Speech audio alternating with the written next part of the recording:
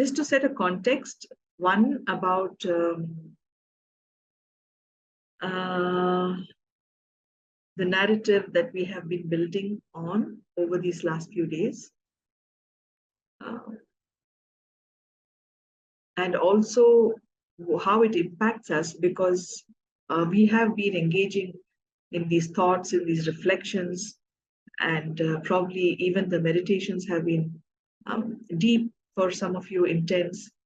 So all of this is bound to have an effect. So more than one person, a few people have got back to me, messaged me saying that they are experiencing some symptoms, some physically, some emotionally. Some symptoms are coming up, some body ache, some pain.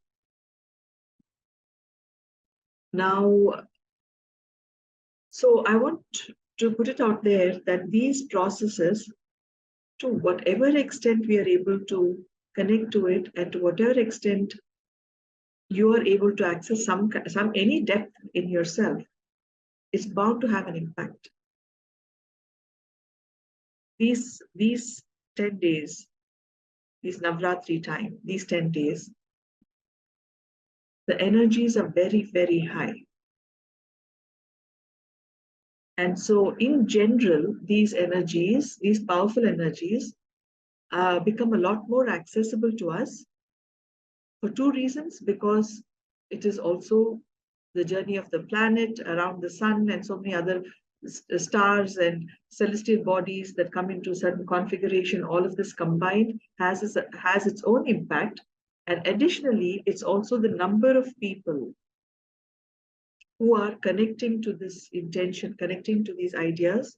And we may not know every one of them, obviously. It may not be from just this group alone. In general, when there are so many people connecting to the goddess energy, the goddess, with certain intentions, then collectively we've kind of brought ourselves closer to that bandwidth. We've risen closer to the bandwidth in which such energies exist. So the impact is much, much greater. This is why I asked yesterday's session, I think I got all of you to do a broadcast to the family, to the body, all the cells in the body. I asked you to do a broadcast as a part of the meditative practice. The intention behind the broadcast is to say, I am aware that change is going to happen. I want all the cells in my body to be aware. Hence, I'm broadcasting to every cell in my body that I'm consciously, willingly engaging in a transformative process. So whatever needs to leave, whatever new will come in, may you be informed that this kind of a shift is likely to happen. That is the intention behind the broadcast. And these things are not done lightheartedly. We are actually talking to the cellular consciousness, which is as intelligent, if not more, than the intelligence you credit yourself with.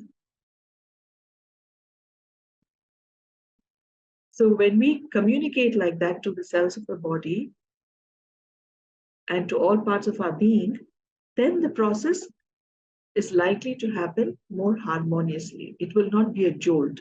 It will not be a shock. So at the same time, right now, when I'm talking to all of you, I'd like you to know, do not panic or worry.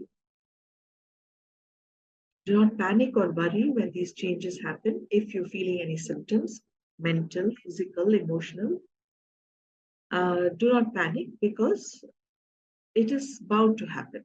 Just take it that parts of you that need to be cleansed are on their way out. And when they are moving out, they will make their presence felt. It's part of the process. It's not a very pleasant example, but I'll share this example for what it is worth.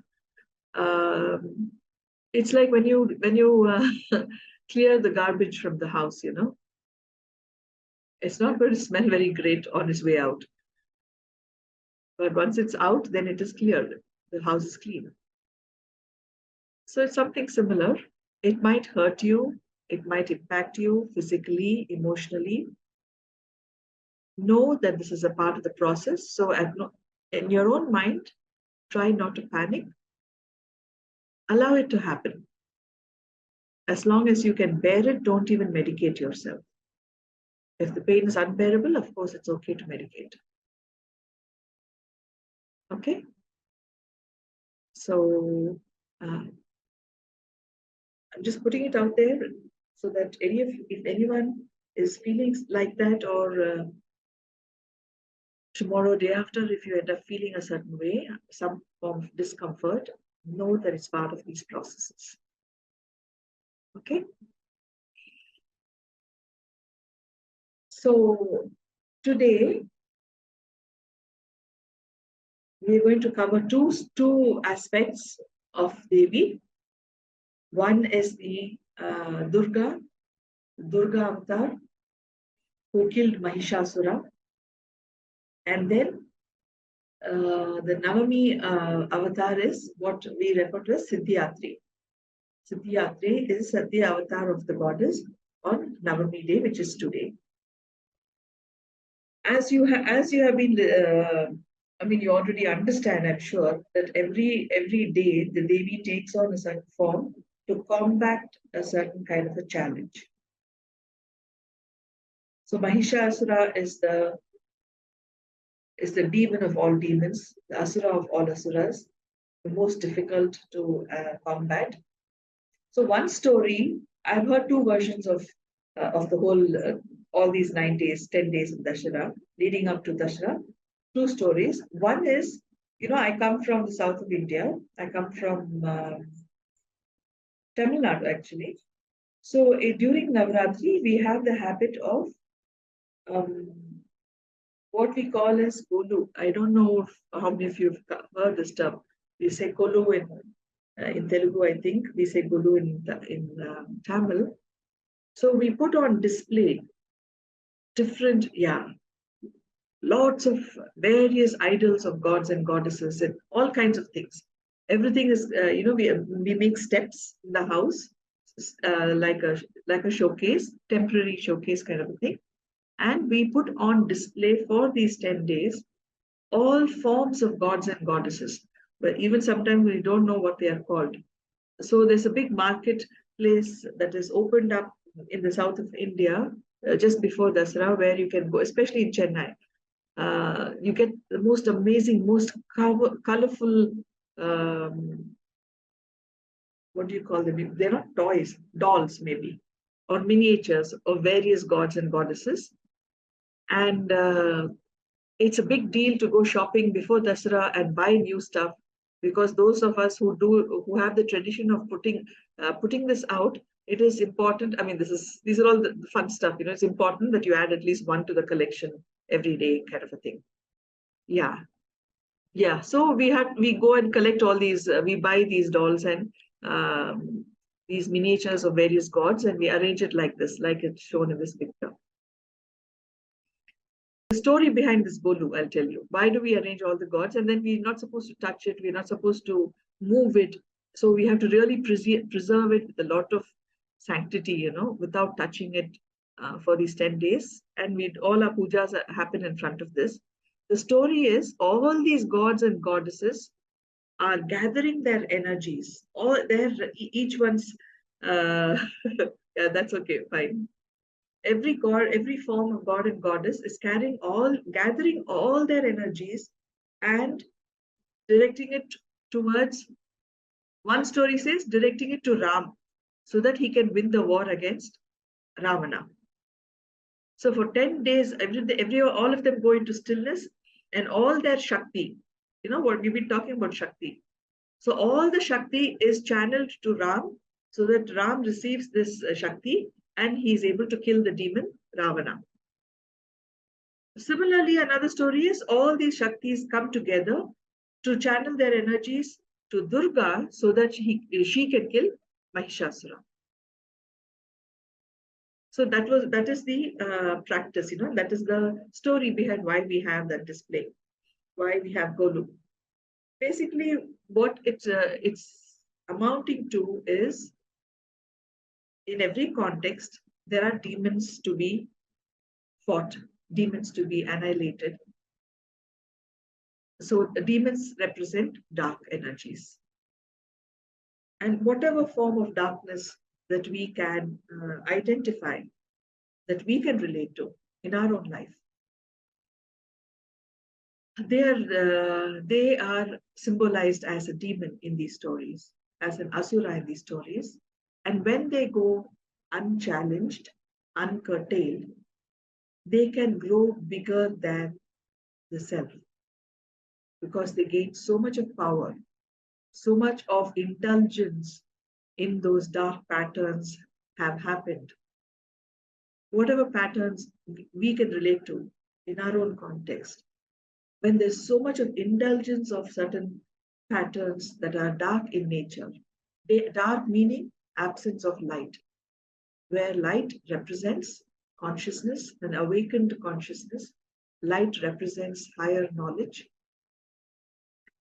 light represents compassion, power. So maybe I'll remove power from this list because I don't want you to understand what I mean by power. So let's talk about higher knowledge, compassion, and awakened self, the awakened self, heightened self awareness. Light represents this.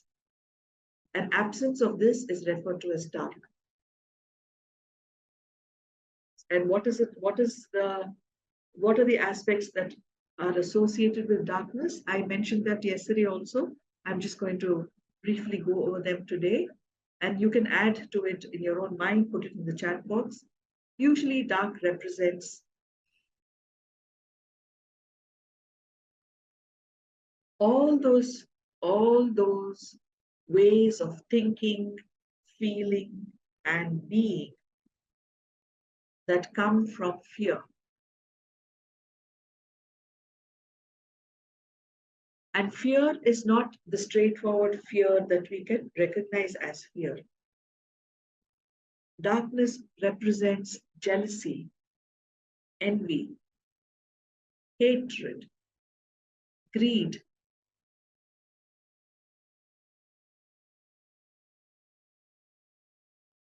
lust,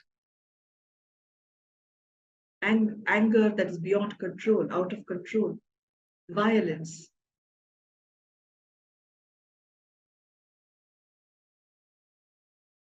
uncleanliness. Uncleanliness.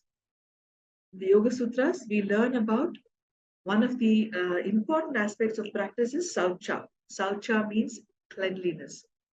So uncleanliness is also associated with darkness. Sloth and all their relatives, okay? These are the ones that I'm able to remember. All their uncles and aunts and cousins of such feelings, they all are associated with darkness. So in all these stories, in these 9 days, we spend these 9 days focusing on doing this annual maintenance of the self. These are, of course, very inspiring stories. And like I said a while ago, mythology usually has a not so favorable connotation. Mythology usually has this connotation of, oh, it's just a story that's made up. I understand mythology slightly differently. Mythology for me is something that is eternally valid, showcasing values that have eternal validity. Yes, it may be put together in a very interesting story format. Historically, has it actually happened? Geographically, is there a specific location that we can identify with these stories? May or may not be so. But mythology talks about archetypes. All the characters that show up in these stories that we've been sharing every day, they represent archetypes and they have eternal value.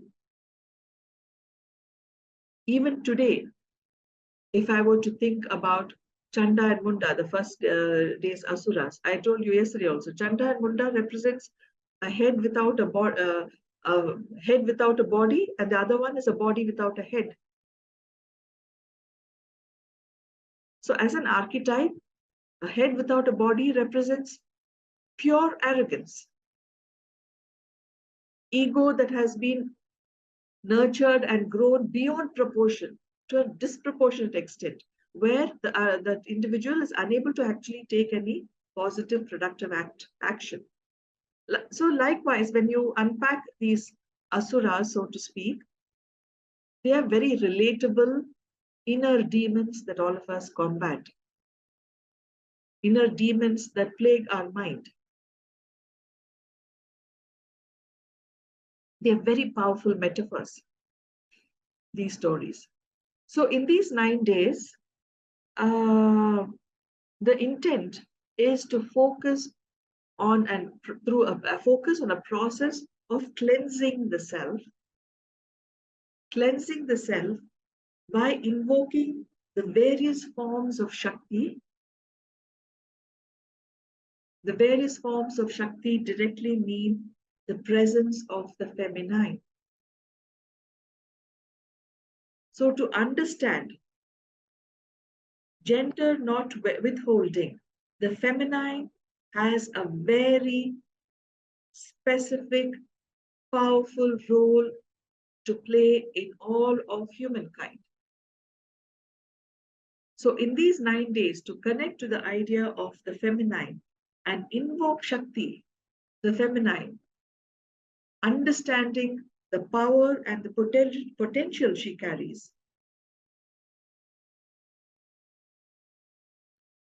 in order to go through a process of combating our inner demons.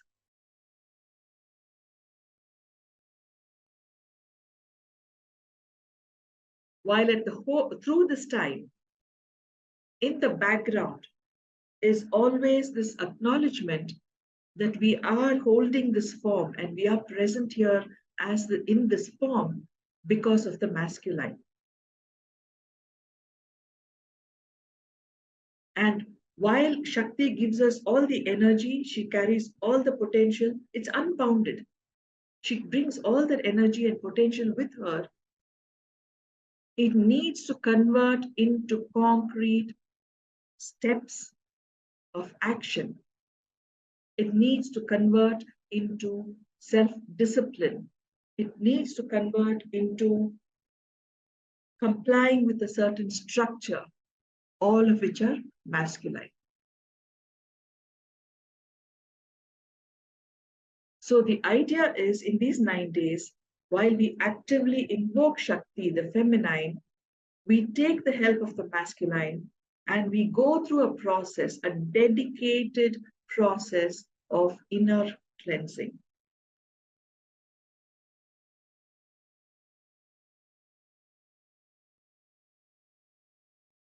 And while we are doing this, we also therefore acknowledge all the facets of Shakti that we connect to and engage with in order for us to have a full life.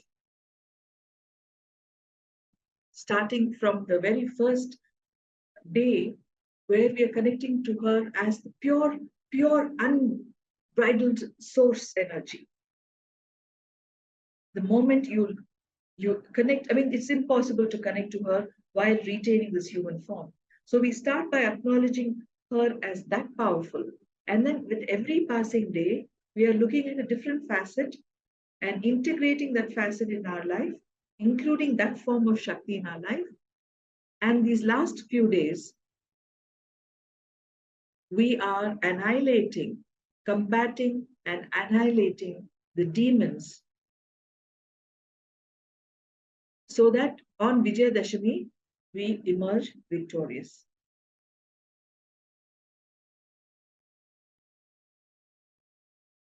That is the intent of the Navaratris. That is the intent of Durga puja. That's the intent of Ram Leela. The in the north, people have the Ram Leela in during these 10 days, uh, and the last day tomorrow would be killing of Ravana. So whichever variation we connect to, whichever variation we look at, the intention is the same: consolidating all our Shakti in the interest of combating the demons within us.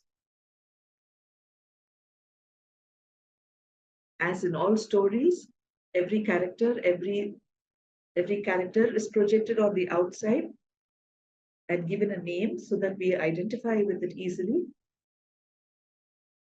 It is a metaphor for our own inner cleansing. So Durgashtami is the successful slaying of this potentially unbeatable Mahishasura. And the Navami, the ninth day, which is where we are today, in fact, is a prayer to the goddess in the form of, she's known as Siddhyatri in some traditions. In the south, we just simply call it Saraswati Puja. Basically, she endows us with Vidya, endows us with Vidya, endows us with skills, Siddhis. She is the giver of Siddhis, our skills, our special abilities.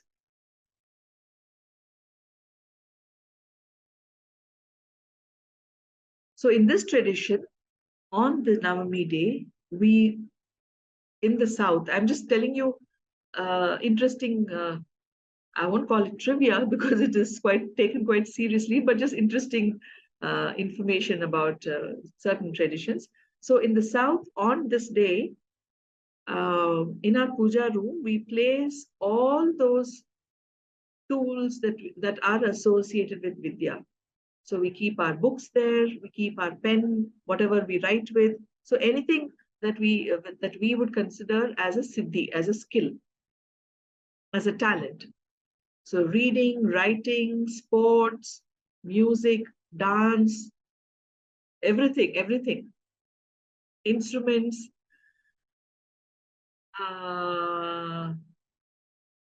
what else? So we used to keep everything. So I used to dance. So my gurus used to be at the puja place on this day. My mother used to was very fond of tailoring. So she used to keep her tailoring scissors. So everything that we consider as a skill, we return it to the goddess and say, please bless it so that we can pick it up and use it successfully on Vijayadashmi Day.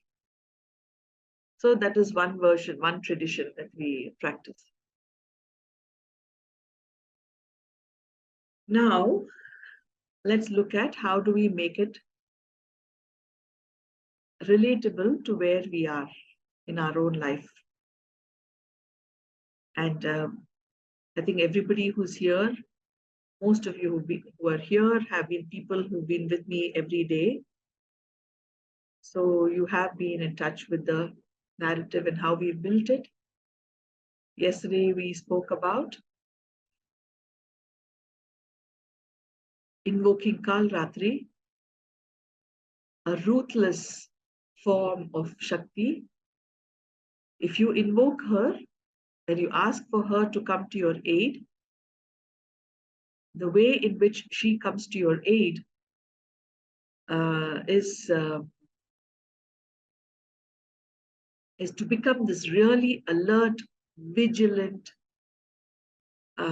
observer who will help you identify instantly whenever a demon raises his head. In other words, whenever a pattern that you consider as coming from a dark place, a pattern of thinking, patterns of emotions, patterns of speech, patterns of behavior, attitudes, anything that's coming from a dark place, when you invoke her and ask her to help you combat them, then she goes on high alert and gets your attention every time that pattern shows up. Choosing to do whatever it takes, choosing to get out of your comfort zone and confront those patterns, bring whatever change needs to be brought so that you are able to neutralize those patterns, dissolve those patterns, that will be your decision. But when you invoke her, she will come to your aid in this manner. That is what we spoke about yesterday.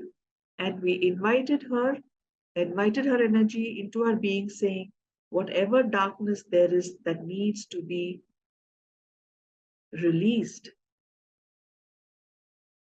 I am willing to look at it with ruthless honesty.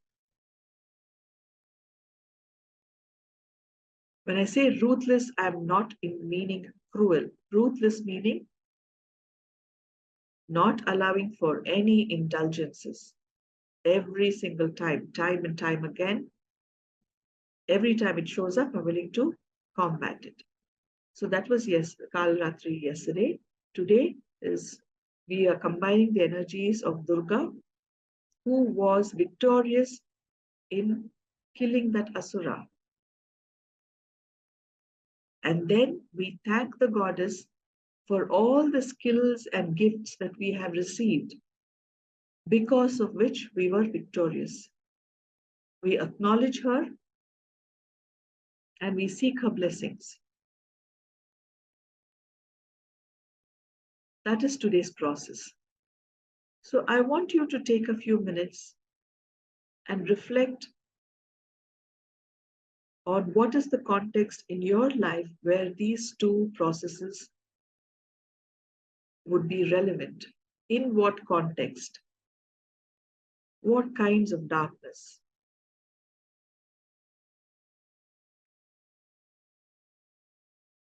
What forms of darkness? What forms of inner demons? In which aspect of your life? Thought patterns, emotional patterns, attitudes, behaviors, in your manner of speaking. Where in your life do you see repetitive patterns coming from darkness?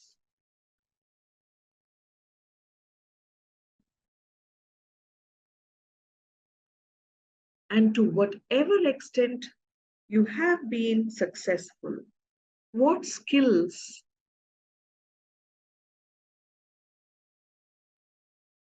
are you gifted with,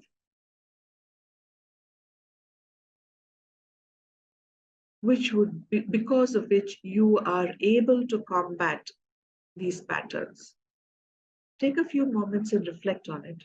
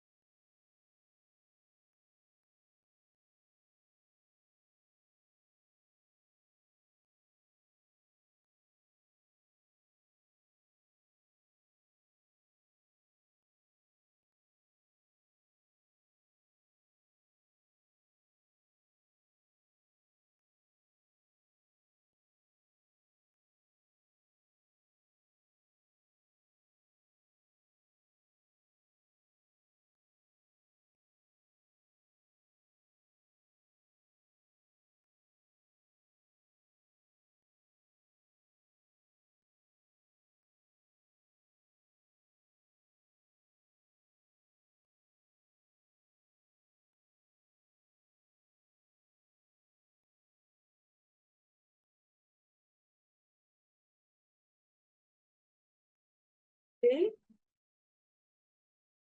I want you to reflect on one thing in particular. Mahishasura was associated, his gift because of which he got away with his dark ways. His gift was shape shifting. It was impossible to catch him. It was impossible to kill him, annihilate him, because he had the gift of shape shifting. Let me remind you again that any form of such meditative practices, which requires that you look deep within yourself and you're looking to cleanse yourself, to heal yourself, these practices cannot be made compulsory. It has to happen only through one's own choosing. On the occasion of Navaratri, I'm using the opportunity to share with you these various reflective practices of self-work. At what pace you do it, how regularly you do it, what depths are you able to reach when you do it, when is enough, how much is enough, every single step, it will be your decision. So let's go into a practice now. Hopefully you had some time to reflect. Just sit back and let's do a short practice, short process. As always, we begin by taking our attention to the breath. As we watch our body move with every inhale and exhale, let us acknowledge the presence of the masculine and the feminine within each one of us. I acknowledge I am here as I am on this earth because of the union of the masculine and the feminine. Every time we call it out, every time we acknowledge it, we reiterate this idea in our mind and we learn to acknowledge it in every form of life around us. Let us begin by taking our attention to the source of the breath. I will lead you through a creative visualization process. As you listen to me, trust your spontaneous response, trust the spontaneous images and impressions, visuals, experiences that come to you. Just go with the flow.